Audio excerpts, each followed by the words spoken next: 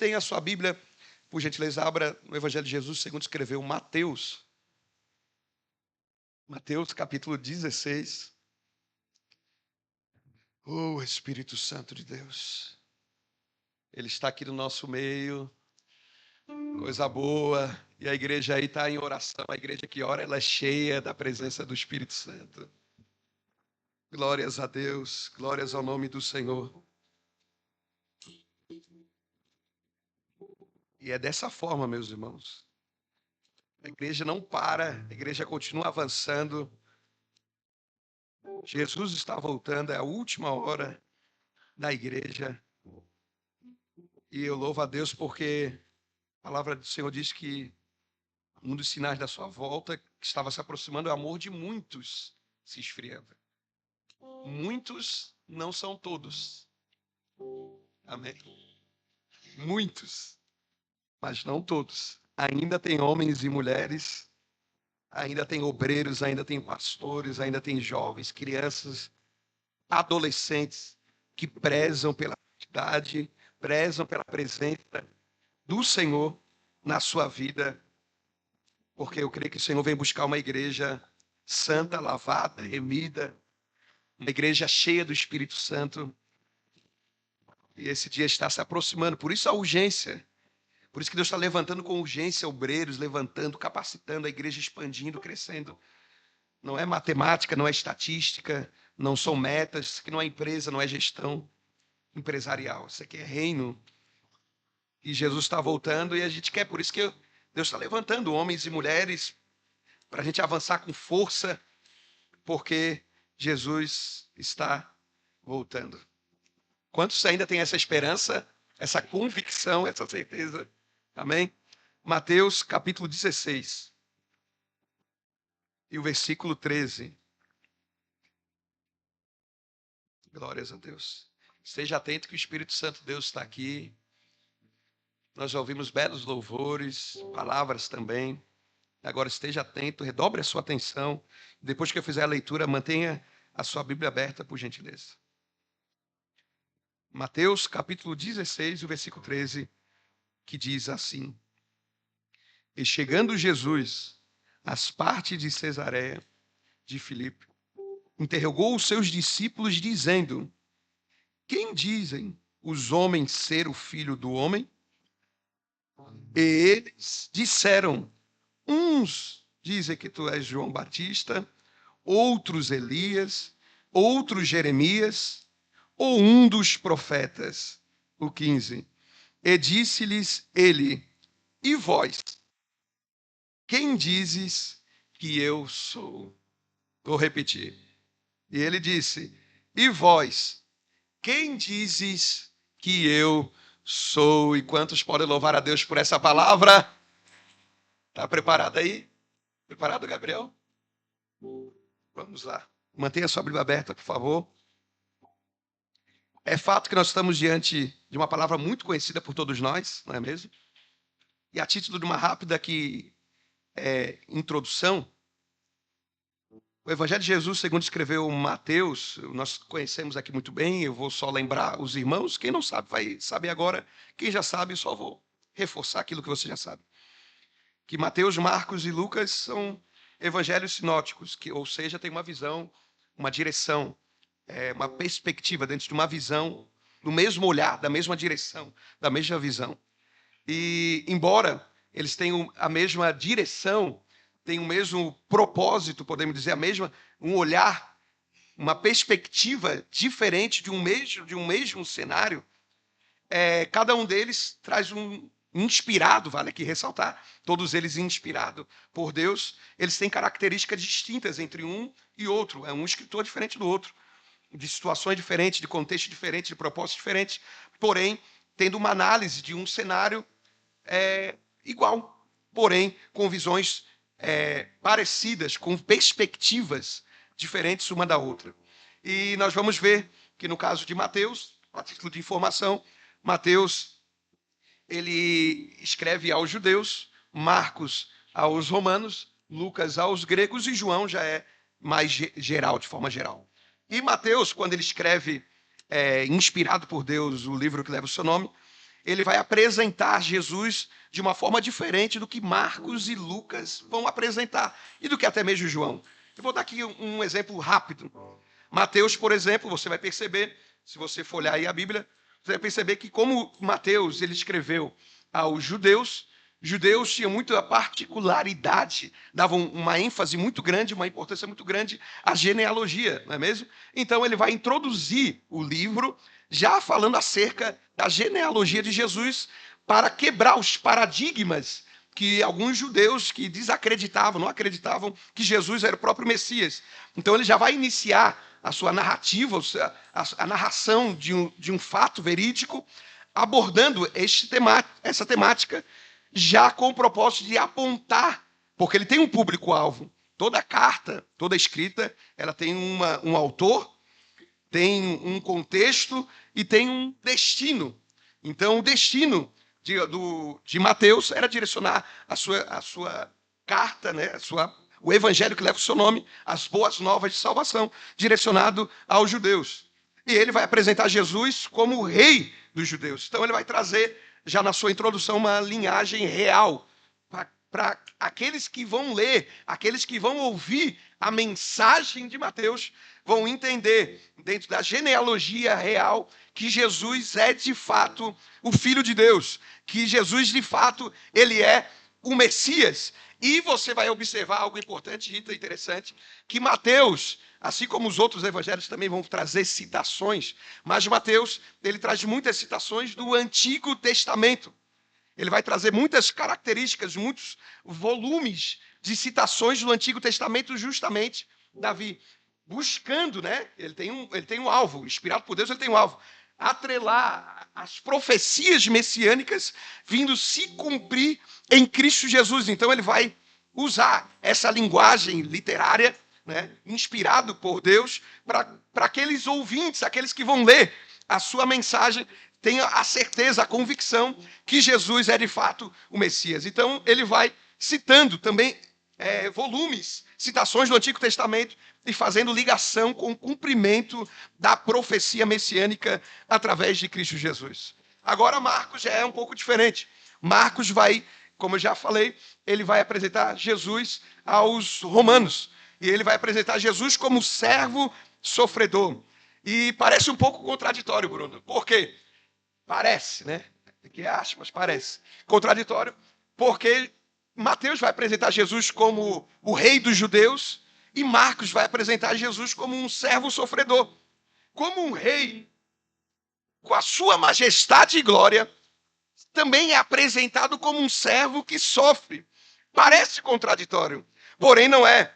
Porque Marcos concentra, vai apresentar Jesus nos seus ensinos, vai mostrar ele como sendo um servo humilde. E aqui eu vou fazer uma citação que não foi de Marcos, mas para você entender um pouco mais, por exemplo, Filipenses, capítulo 2, versículo 6, vai dizer que sendo em forma de Deus, não teve por usurpação ser igual a Deus, mas antes aniquilou-se a si mesmo, tomando forma de servo, humilhou-se, sendo obediente até a morte e morte de cruz. E quando Marcos vai apresentar Jesus como servo sofredor, ele vai mostrar para os seus ouvintes, para aqueles que vão ler aquilo que ele foi inspirado por Deus para escrever, para entender que Jesus não veio para ser servido, mas Jesus veio para servir. Como servo sofredor, como rei, Mateus apresenta como uma linhagem real, apresenta Jesus como rei, mas Marcos vai apresentar ele como servo sofredor. Aquele que não veio para ser servido, mas aquele que veio para servir. E eu quero abrir aqui um parênteses nesta manhã maravilhosa. Se o mestre, se o Salvador, que a com propósito,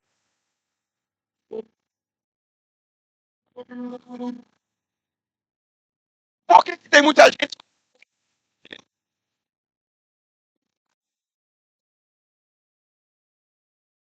genuína mensagem do Evangelho de Cristo?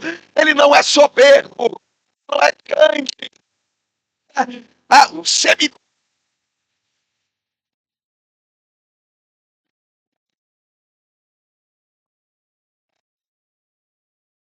disse riqueza é para é para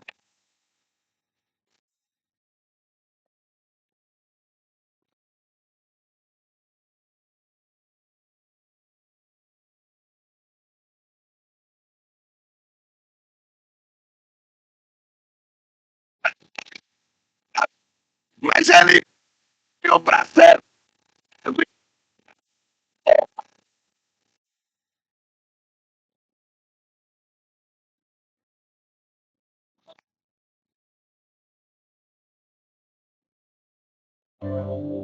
Coisa boa é servir no reino. Lucas,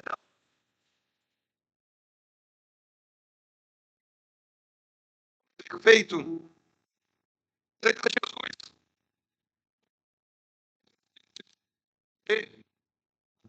Crente de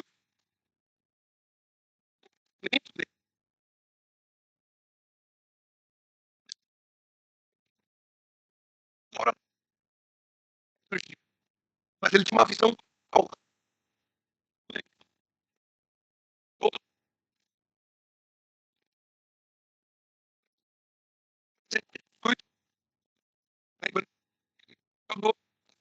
para os gregos. E ele vai apresentar Jesus como um homem.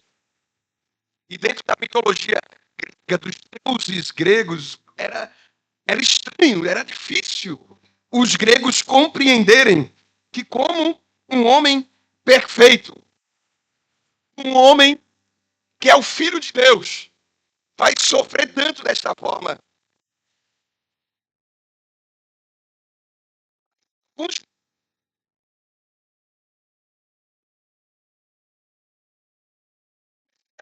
Se o trono de o Império Romano, mas Jesus, na sua humildade e simplicidade, ele não se deixou se embaraçar, não. Ele foi, ele a dificuldade que nós, as dificuldades como a forma humana. Mas Jesus, ele apresentou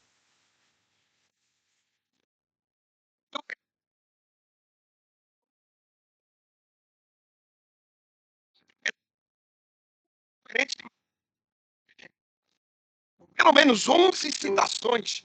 Jesus, por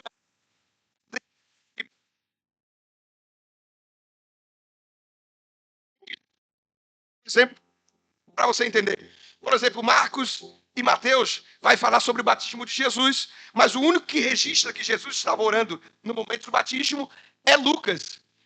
E o texto vai dizer, você pode procurar aí, você vai perceber, que enquanto Jesus estava sendo batizado, orando, sendo batizado, de repente, o céu se abriu, o Espírito Santo desceu de uma forma corpórea como de uma pomba. E o Pai bradou no céu dizendo, eis aí o meu filho amado. Mateus e Marcos também. Mas eu acho interessante Lucas, por quê? Porque Lucas vai dar essa ênfase que Jesus estava orando. E eu entendi. O Espírito Santo ministrou no meu coração, meu filho, não é assunto de hoje, mas para você entender. Meu filho, quer ver o céu se abrir? Quer ver o Espírito Santo bradar no meio da igreja? Quer ouvir a voz do Pai? Ainda tem que passar pela oração. Porque nós cremos no clamor, pela manifestação do poder de Deus. Ah, pastor, eu não sinto mais a presença do Espírito Santo. Vai para a oração, vai dobrar o joelho, vai colocar a cara no pó.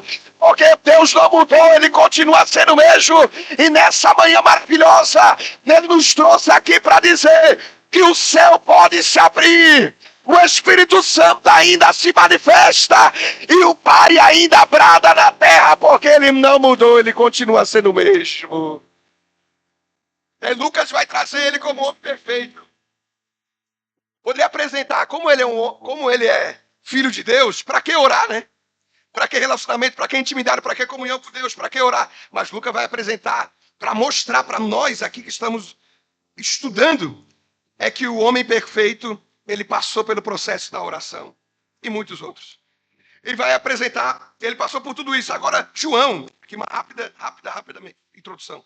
João já vai apresentar Jesus como a divindade, vai apresentar Jesus como divino.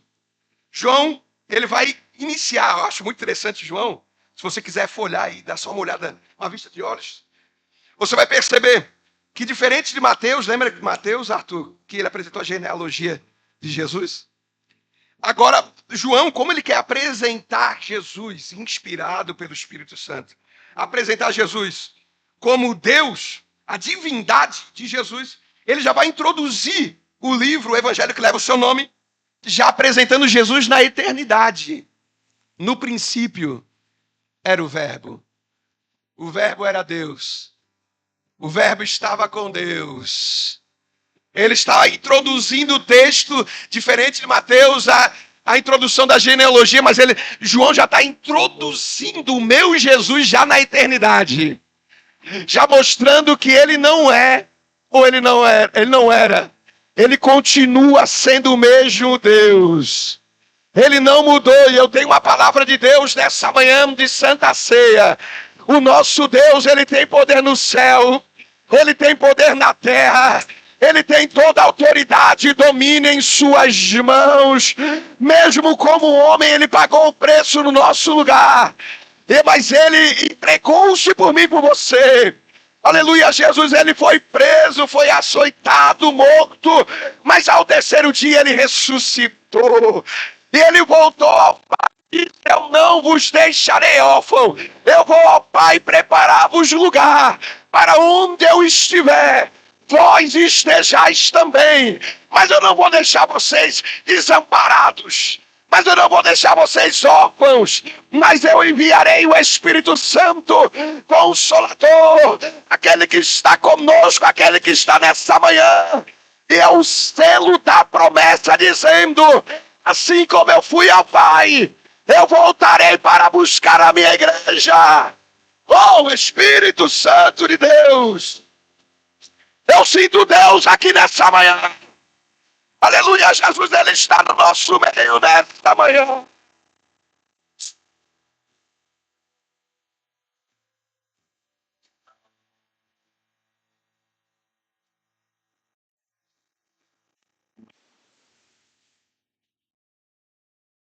Eric, apresentar Jesus desde o princípio, que Jesus é Deus. Usou a expressão eu sou. Por muitas vezes eu sou o quê? O pão vivo que Deus. O que precisa, Eric? Eu sou a ressurreição e a vida. O que mais que tu é? Eu sou o caminho, a verdade e a vida. Ninguém vai a não ser por mim. Ele está dizendo, eu sou, eu posso, eu ainda salvo, eu liberto, eu restauro, eu levanto aquele que está caído, eu salvo o vil pecador, porque ele não mudou, ele continua sendo o mesmo. Oh, Espírito Santo de Deus.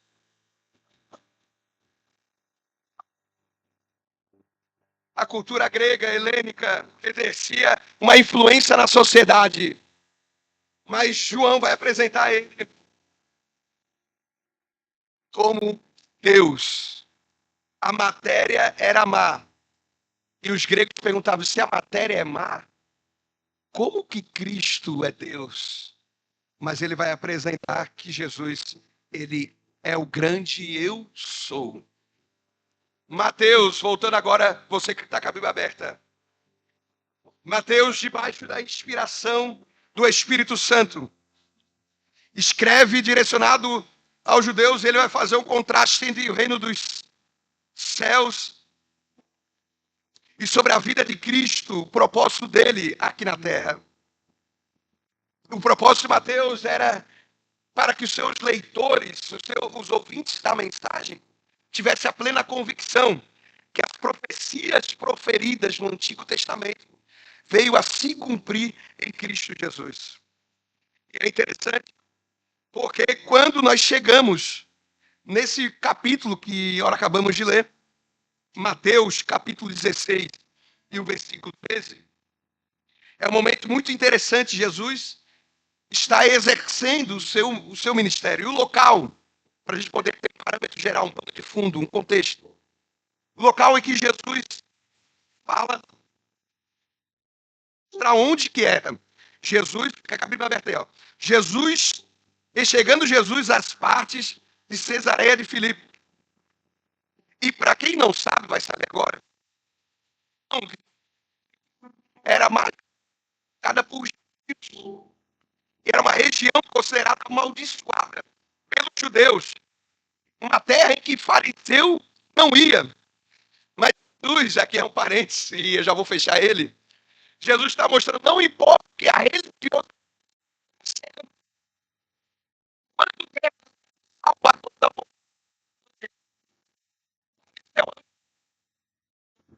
pode ser um ambiente promíscuo, pode ser um lugar majoritariamente ocupado por ímpios, por aqueles que não conhecem a verdade. Mas quando o evangelho de Cristo chega numa cidade, quando a palavra do Senhor chega, ela gera transformação. Ela gera um efeito no mundo espiritual. Eu quero dizer aqui nesta manhã que a igreja do Senhor chegou aqui em Vila Nova de Gaia. A igreja do Senhor chegou na cidade de Tofa. A igreja do Senhor chegou em Braga, chegou em toda a região, Vila das Aves, Guimarães, Viseu, Aveiro, toda a região, toda Portugal. A igreja do Senhor chegou no ambiente dizendo, não importa se o lugar majoritariamente é ocupado por descrentes, mas quando a igreja do Senhor chega, alimento, a mudança, a transformação. Aleluia, Jesus, o lugar é mudado, o pai é mudado, a freguesia é mudada, o conselho é mudado porque chegou numa igreja que faz a diferença. Calma, majoritariamente ocupada pelo gentil. Naquele momento, Jesus estava pregando, ensinando. Vai chegar um momento que Jesus vai olhar para os seus discípulos e vai interrogar eles. É como se fosse uma reunião extraordinária. Jesus fazendo uma reunião extraordinária, uma assembleia ordinária.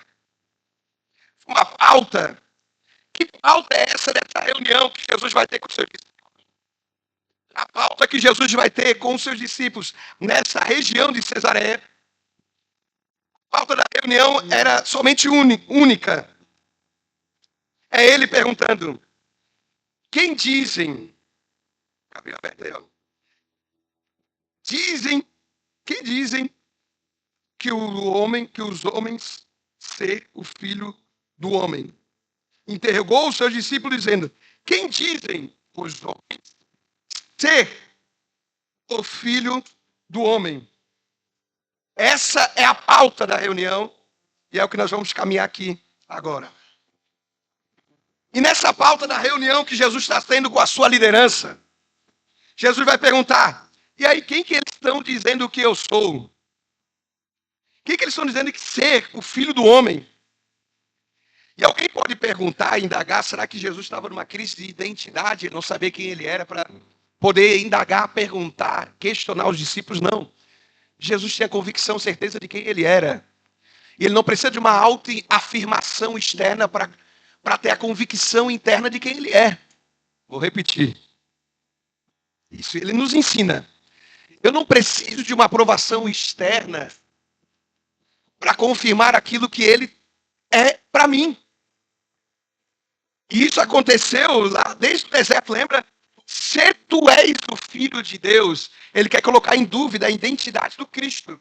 Se tu és o filho de Deus, transforma essas pedras em pães. Mas Jesus não tem crise de identidade. Jesus sabe quem ele é.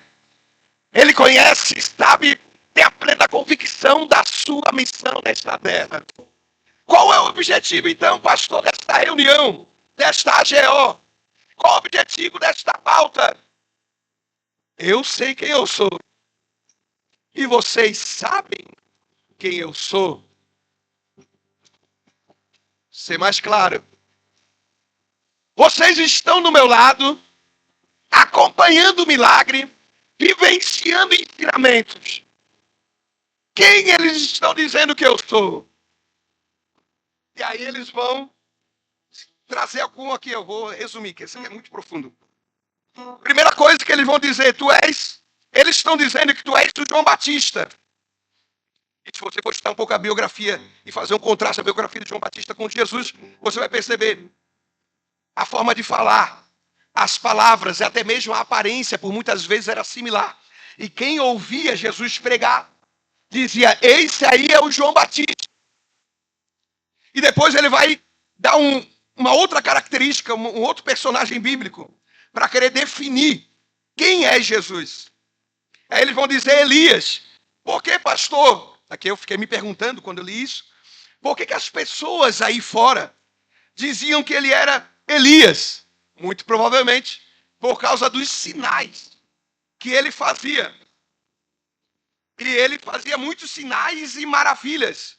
E nós vamos ver que Elias era um grande profeta, um grande homem de Deus, que também operava muitos milagres e maravilhas. Então alguém olhava para Jesus operando os sinais e maravilhas e já fazia ligação. Ele é o Elias. E o segundo, e o terceiro, uns estão dizendo que tu és Jeremias. E aí, estudando a biografia de ambos, o que eles têm de similar são também previsões sobre profecias, cumprimento de promessas. Porque Jeremias profetizou por 40 anos. E aí, eu entendi, eu fiz uma anotação aqui muito interessante, porque pode até matar o profeta Jeremias. Mas a palavra, ela continua viva. Vou repetir. Jeremias passou, João Batista passou, Elias deixou o seu legado, mas a palavra ela continua viva e eficaz nos dias atuais da igreja. Ou seja, uns faziam sinais, outro era o jeito de falar, de se portar, outro era previsões, revelações. E quando eles vão definir com base, eu imagino assim, eles fazendo o censo, boato que estão dizendo por aí, fizeram um censo ali, perguntando o que vocês estão dizendo que Jesus é. A uns diz que é João Batista, outro é Elias, outro é Jeremias ou alguns dos profetas. Eles fizeram um censo para poder trazer uma conclusão para Jesus do que o povo aí fora, o que o povo aí fora está dizendo que eu sou. Um está dizendo que é Jeremias, outro João Batista, outro Elias, outro dos profetas. Ok. Agradeço aqui, eu estou usando uma linguagem atual para a gente compreender e aplicar. Eu entendi o censo, já recebi a estatística. Eles não sabem de fato quem eu sou. Um diz que é João Batista, outro Jeremias, outro Elias, outro profeta. O povo aí fora, que está presenciando a manifestação do meu poder, eles não sabem definir quem de fato eu sou. Agora eu quero perguntar para vocês que estão aqui.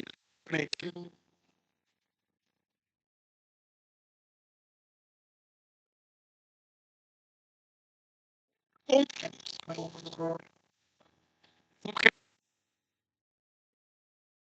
ouvem aí.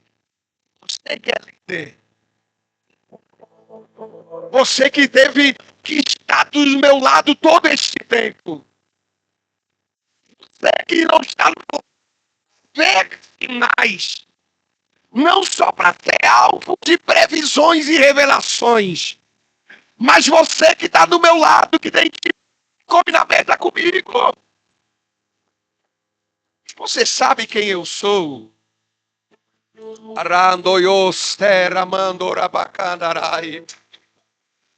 Espírito Santo, eu sinto o temor de Deus aqui nesta manhã.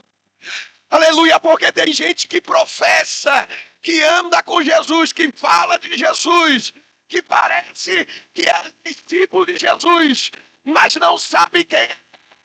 Mas nessa manhã maravilhosa, eu louvo ao Senhor, porque ainda tem uma igreja que sabe quem Ele é,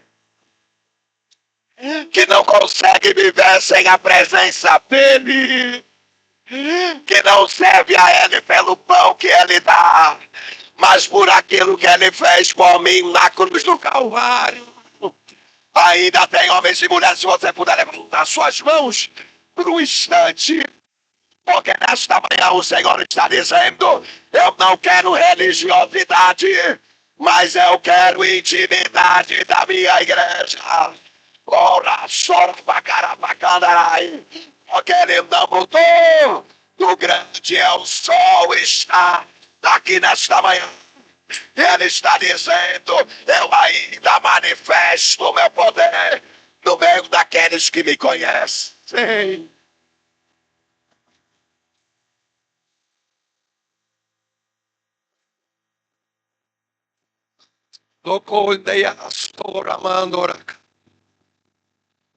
Aleluia.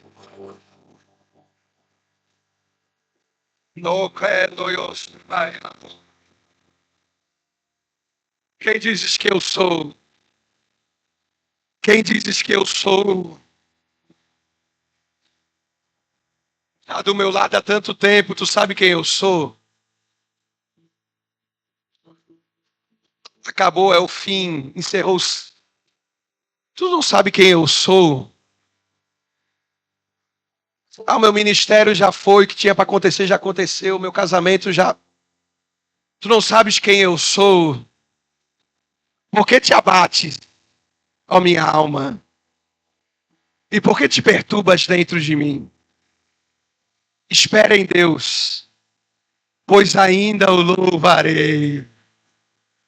Porque quem sabe quem Ele é, no meio do vento, da tempestade, da angústia, no meio da provação, Ele vai salmodiar dizendo, eleve os meus olhos para os montes, porque eu sei quem Ele é.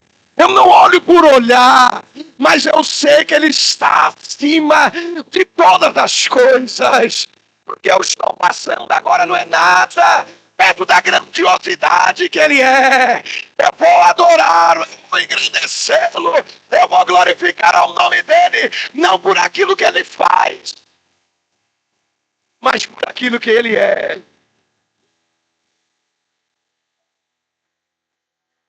Eles estavam, Juliana, definindo quem era Jesus por aquilo que Ele fazia. Mas quem conhece papai, quem tem um encontro verdadeiro com eu sou, não serve por aquilo que ele vai fazer, porque tem um monte de gente desviada, afastada.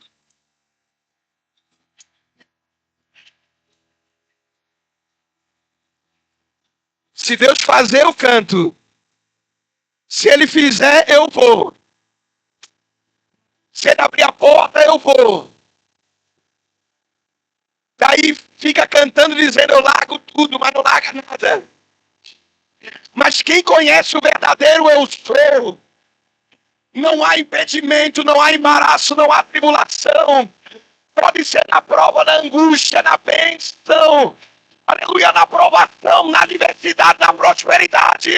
Mas o crente está lá em pé, como soldado valente, porque eu sei que meu Redentor vive.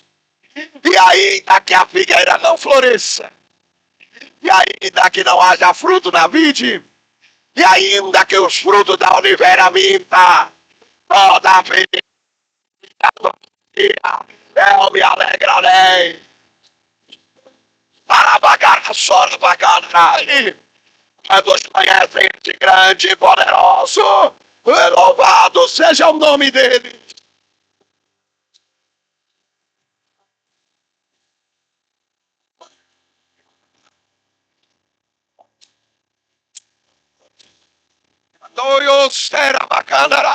O grande eu sou está aqui no nosso meio. A manifestação do seu poder.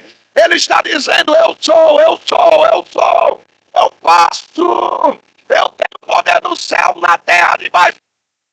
Operando em quem impedirá o meu agir. Eu não mudei, eu continuo sendo o mesmo.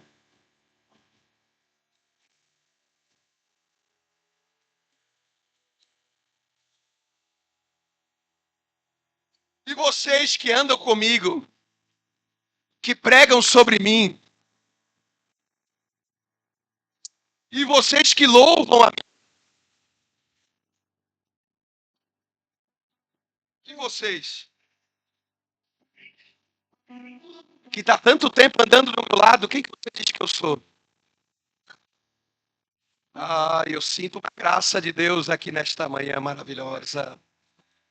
Se porventura alguém não teve um encontro real com o grande eu sou, esta é a manhã. Quem sabe a adversidade te deu uma crise e você esqueceu de tudo que ele já fez, de quem ele é. Uns pedem sinais. Outros querem que assuma o trono de Israel. Querem ver maravilhas, mas nós pregamos o Cristo que foi morto e ressuscitou ao terceiro dia.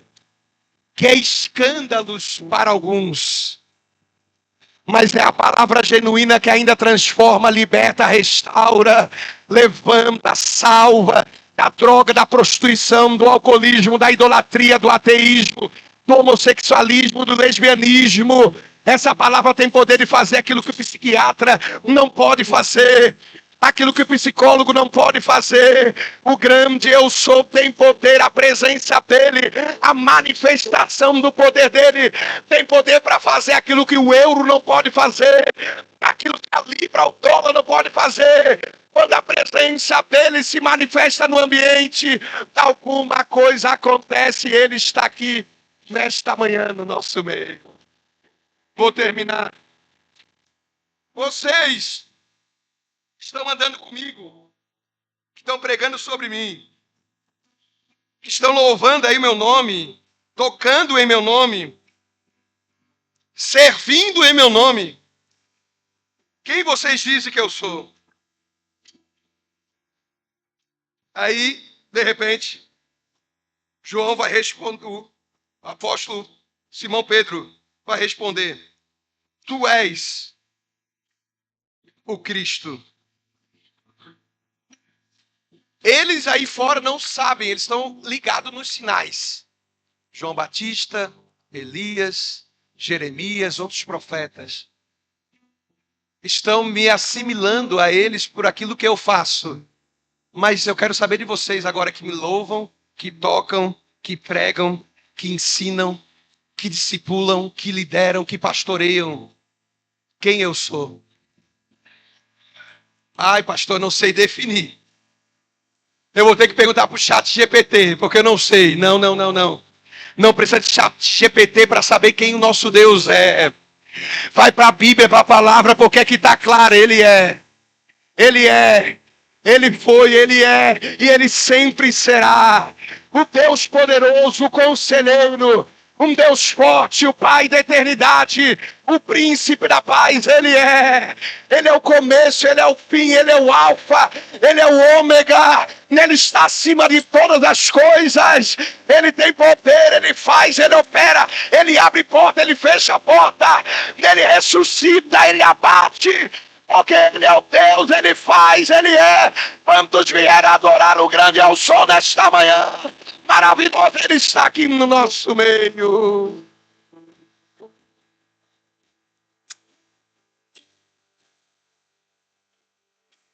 Tu és o Cristo, o ungido. Tu tens, eu te conheço. Tu tens a unção. Rei, sacerdote e profeta. Tu és o Cristo, capaz de fazer com perfeição aquilo que o Pai lhe ortogou a fazer. Tu és ungido. O que mais, para terminar? O Filho do Deus vivo. Tu és o Cristo, ungido, o ungido, capacitado por Deus para fazer com perfeição aquilo que o Pai lhe determinou a fazer. Mas também tu és o Filho do Deus vivo, unigênito, único, o único. Tu és o princípio. Gênito é Gênesis, uni é de único. Tu és o único, unigênito, uni de único, gênito de Gênesis. Ele está dizendo, tu és o único na origem, no princípio.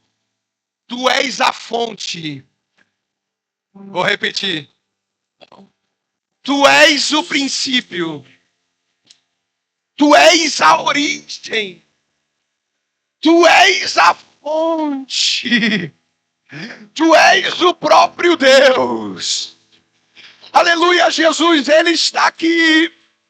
Ele está dizendo, aqui Pedro e Simão está dizendo, eu sei quem tu és. Tu és a fonte. Tu és o princípio, tu és a origem. Tu és o começo. Tu és o rei, tu és o sacerdote, tu és o profeta. Tu és o ungido de Deus.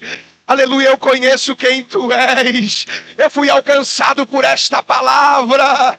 Eu sei quem tu és. Eu finalizo aqui para a gente orar. Eu sei.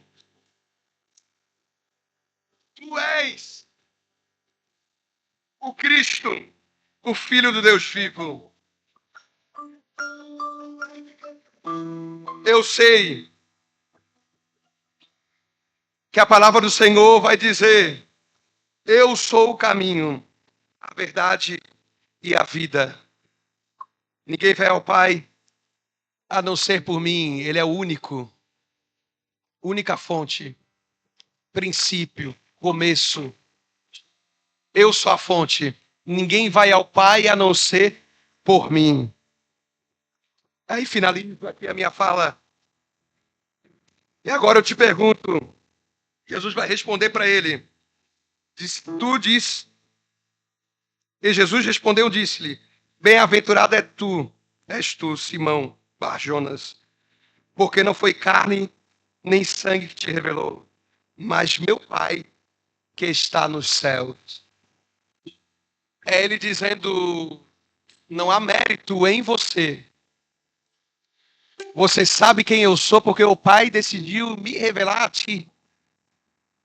Não é por obra, não é porque você canta bem, não é você prega bem, não é porque você tem uma voz eloquente, uma boa oratória, uma boa hermenêutica, uma voz aveludada, não é porque canta bem, é porque a graça e a misericórdia dele nos alcançou. Aleluia, Jesus. Porque a salvação não vem pelas obras para que ninguém se glorie. A honra é tua, Senhor. A glória é tua. Se eu estou aqui hoje nessa mesa da Santa Ceia, é porque a tua graça e a tua misericórdia me alcançou. E eu vou pedir para você colocar sobre os seus pés, por favor. E eu, Senhor, fui alcançado por esta graça. E, Pai, não é mérito pessoal, é a tua graça e a tua misericórdia. E eu vou anunciar as nações. Anunciarei as nações que tu és. Meu Deus, eu sinto uma graça de Deus aqui.